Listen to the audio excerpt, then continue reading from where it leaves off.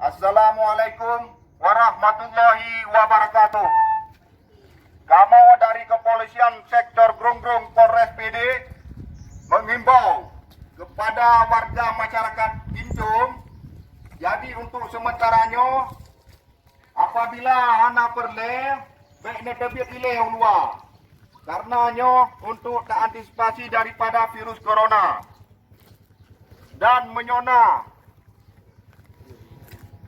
pria-pria remaja ataupun yang gadis-gadis yang rencana kena jak tempat rekreasi, tempat-tempat keramaian yang ada data milih baik dia jak ilai.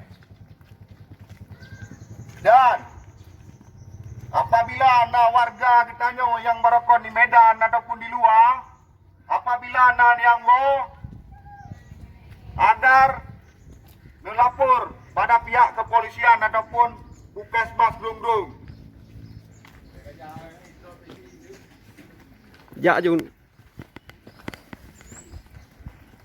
Dan kepada ibu-ibu ataupun bapa-bapa yang nak rencana kena resepsi anomit ataupun kena perkahwin, jadi untuk sementaranya ditunda ilai untuk antisipasi daripada tempat-tempat keramaian, apalagi di tempat-tempat warung kopi misalnya, nah malam-malam yang ramai tu ataupun urau-urau, untuk sementaranya dipujuk oleh karenanya tak antisipasi daripada virus corona. Demikian himbauan kami.